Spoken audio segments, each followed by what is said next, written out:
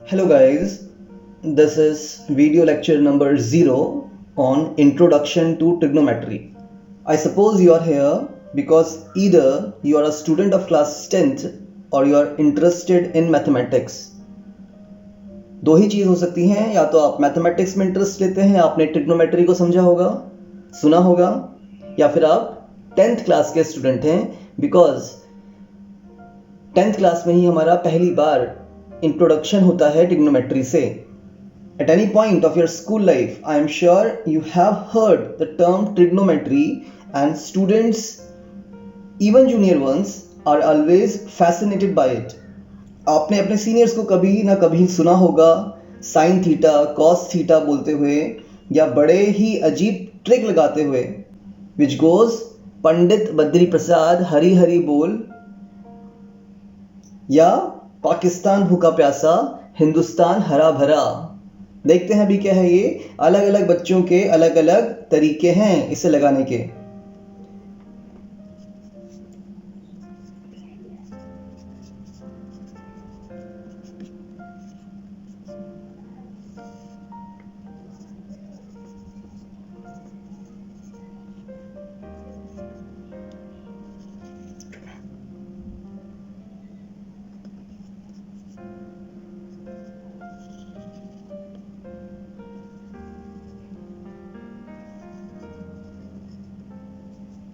बात करते हैं ट्रिग्नोमेट्री की.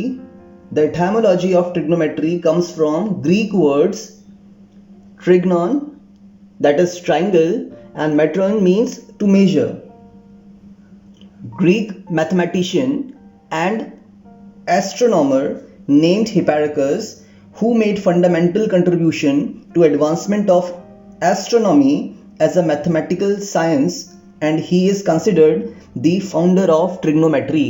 इन्हीं को, ये आपके Greek mathematician and major astronomer थे, इनको ही माना जाता है the founder of trigonometry. The principles of trigonometry deals mostly with the sides, angles and functions of triangles. And most common triangle that is used in trigonometry is a right angle triangle, in which there is one 90 degree and two acute angles. Always there is a 90 degree and two acute angles in a right triangle, which is the basis of famous Pythagorean theorem, in which the sum of squares of adjacent sides of right angle is equal to the square of its longer sides or hypotenuse. देखिए, अगर हम बात करें इसमें right angle triangle में जो हमारा नीचे दिख रहा है साइड, इसको हम बेस कह सकते हैं, but it is not compulsory कि ये बेस ही हो. हमारा बेस डिपेंड करता है एंगल्स के बाद, उसको हम बाद में देखते हैं. तो हमने क्या बोला कि जो 90 है उसके अपोजिट जो होता है बच्चे, वो हाइपोटेन्यूस होता है. That is hypotenuse. ये आपका 90 डिग्री एंगल है, और इसके साथ जो दो आर्म्स हैं ये हमारी adjacent sides of right angle हैं. इसको मान लेते हैं हम ए बोल रहे हैं और इसको हम बी बोल रहे हैं, और हमारा जो साइड सी है that is your hypotenuse. Clear? So what Pythagorean theorem says कि जो हमारा A और B है इनके स्क्वायर का sum is equal to the square of hypotenuse. That is PGT, famous Pythagorean theorem. In a right triangle it says A square plus B square, that is 90 degree. इसके adjacent sides हमारे कौन है? A और B हैं. उनका square का sum is equal to the C square, that is the hypotenuse, longer या longest side that is hypotenuse in a right angle triangle. सीधी सी बात करते हैं, अगर मेरे पास एक right angle triangle है, मान लेते हैं अगर ये 3 यूनिट का है, ये 4 यूनिट का है, तो ये हमेशा 5 यूनिट का ही आएगा. और इसी का यूज करते हुए इजिप्टियंस ने पूरा का पूरा पिरामिड्स का स्ट्रक्चर खड़ा कर दिया. उस समय कोई ऐसी पर्टिकुलर नॉलेज नहीं थी about this all trigonometry and mathematics, but they know very well about this all things. अगर आप बच्चे एक स्टिक का पीस लेते हैं जो कि कितना भी हो सकता है, 1 centimetre, 2 centimetre, it is up to you are taking a piece of stick that is of how many centimetres, 2 centimetre, और इसी के इक्वल आप 12 पीसेस ले लीजिए। सो अगर आप 3 पीसेस, 1, 2 एंड 3 पीसेस नीचे ले रहे हैं अपना, और 4 पीसेस ऊपर ले रहे हैं, 1, 2, 3 एंड लास्ट वन इज 4, तो बच्चे जो ये आपका आएगा वो 5 पीस का ही आएगा, 1, 2, 3, 4 एंड 5। तो इजिप्टियंस ने क्या किया पिरामिड बनाने के लिए, उन्होंने रोप्स का यूज किया था, और रोप्स में उन्होंने इक्वल डिस्टेंसेस पे नॉट लगा दिया था। रस्सी लिया और रस्सी पे क्या लगा दिया, नॉट्स लगा दिया, इक्वल डिस्टेंसेस पे नॉट्स लगा दिया, और जब भी वो इसको ऐसे रखते थे 4, 3, तो हमेशा उनको 5th पीस मिलता था, और उनका यहाँ पे क्या मिल जाता था उनको, यस, राइट एंगल मिल जाता था। सो ये तो बात हो गई थोड़ी सी किसकी, पाइथागोरियन थ्योरम की, जिसमें हमने 3, 4 और 5 एक ट्रिपलेट देखा। ठीक है, अब हम इसको ट्रिपलेट क्यों बोल रहे हैं, बिकॉज 4 का स्क्वायर और 3 का स्क्वायर करते हैं जरा। 4 स्क्वायर प्लस 3 स्क्वायर कितना हो जाएगा, 4 का स्क्वायर बच्चे 16, 3 का square 9 and 16 plus 9 is 25 and you are looking 5, और 5 का स्क्वायर कितना होता है, ये भी 25 होता है। तो देख लीजिए दीज टू साइड्स, इनका स्क्वायर का सम और 5 का स्क्वायर दोनों ही क्या निकल के आता है, इक्वल निकल के आता है। तो ऐसी कंडीशन में हमारा ये राइट एंगल ट्रायंगल होगा, और हम 4, 3 और 5 को पाइथागोरियन ट्रिपलेट बोलते हैं। हाइपोटेन्यूस हमेशा it is the longest side in a right angle triangle. So there are 7 primitive Pythagorean triplets. Primitive कहने का मतलब क्या है कि ये अपने में यूनिक हैं। क्लियर, इसमें से तीनों नंबर्स आपके कोप्राइम्स होंगे, कुछ भी कॉमन नहीं होगा, इनमें कोई भी फैक्टर कॉमन नहीं होने वाला। लाइक 3, 4 एंड 5 मेरा एक पाइथागोरियन ट्रिपलेट है जिसमें हाइपोटेनियस हमारी 5 है, इससे छोटा इज नॉट पॉसिबल। 5, 12 एंड 13 हम इसकी बात भी करेंगे, ये दोनों साइड्स हमारी adjacent to the right angle हैं, राइट एंगल के साथ लगी हुई हैं, और 13 हमारा लॉन्गेस्ट साइड है, इसीलिए हाइपोटेन्यूस है।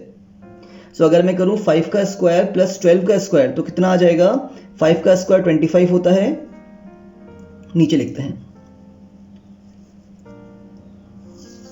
5 का स्क्वायर कितना होगा 25, 12 का स्क्वायर इज 144, दोनों को ऐड करते हैं तो कितना आ जाएगा, 5 4 इज 9, 4 2 इज 6, 169। और देखिए उस तरफ आपका 13 है, तो 13 का स्क्वायर भी कितना होता है, 169 ही होता है। तो कहने का मतलब क्या, 5, 12 and 13 are your Pythagorean triples और ट्रिपलेट्स। ऐसे ही हमारा होता है बच्चे 8, 15 और 17। आप चेक कर सकते हैं 8 का स्क्वायर कितना 64, 15 का स्क्वायर करना है कितना होता है 225, तो ऐड करेंगे जब इसको हमें तो कितना आने वाला है ये 289। ठीक है, और हाइपोटेनस कितना है 17, और 17 का स्क्वायर कितना होता है 289 ही होता है। सो ये सेटिस्फाई करता है कब, इन दोनों का स्क्वायर का सम इज इक्वल टू 5 का स्क्वायर, 5 और 12 के स्क्वायर का sum equals to 13 square, 8 and 15 square का sum equals 17 and so on. हम कितने पढ़ने वाले हैं अभी, 7 प्रिमिटिव पाइथागोरियन ट्रिपलेट्स पढ़ने वाले हैं। हम कितने पढ़ने वाले हैं अभी, there are 7 primitive Pythagorean triplets, तो हम 7 के बारे में अभी पढ़ने वाले हैं। नेक्स्ट होता है आपका बच्चे 7, 24 एंड 25। 7 का स्क्वायर 49, 24 का स्क्वायर इट इज 576 एंड 25 का स्क्वायर इज 625। तो जब इन दोनों के स्क्वायर का सम हम करेंगे तो कितना आने वाला है, it is 576 plus 49 that is 625, and 25 का स्क्वायर भी कितना होता है 625 होता है। नेक्स्ट आते हैं 20, 21 एंड 29 पे। देख लीजिए 20 का स्क्वायर कर लेंगे तो कितना आएगा, प्लस 21 का स्क्वायर करने वाले हैं और यहाँ पे क्या मिलेगा आपको 29 का स्क्वायर मिलने वाला है। लेट्स सी 20 का स्क्वायर कितना, 2 का स्क्वायर 400, 21 होता है आपका 441, that is 4 + 4 841 and that is what, that is the square of 29, 441। आप निकाल के चेक कर सकते हैं इसको। नेक्स्ट ट्रिपलेट है हमारा वो है 12, 35 and 37 and last one is 9, 40 and 41। तो हमने क्या लिए हैं, I have taken 7 primitive Pythagorean triplets which are in which the hypotenuse is less than 50। यहां पे जो hypotenuse हो रहे हैं आपके, these are the hypotenuse, clear, these are less than 50। 50 से कम आपके साथ ही होते हैं, 5, 13, 17, 25, 29, 37 and 41। These are less than 50। अब इसके बाद हम बात करेंगे तो इससे ऊपर की बात करेंगे। तो अभी के लिए वीडियो लेक्चर नंबर 0 में इतना ही। सब्सक्राइब करिए for more videos on introduction to trigonometry. इसके बाद हमारा जो वीडियो लेक्चर्स होंगे वो टेक्स्ट बेस्ड होंगे, NCERT of 10th class text based questions होंगे। और अगर आपको एक्स्ट्रा नॉलेज लेनी है आउट ऑफ द बॉक्स जाके, तो आप अपना वीडियो लेक्चर 0.1 देखिएगा। Till then, stay safe. Bye bye.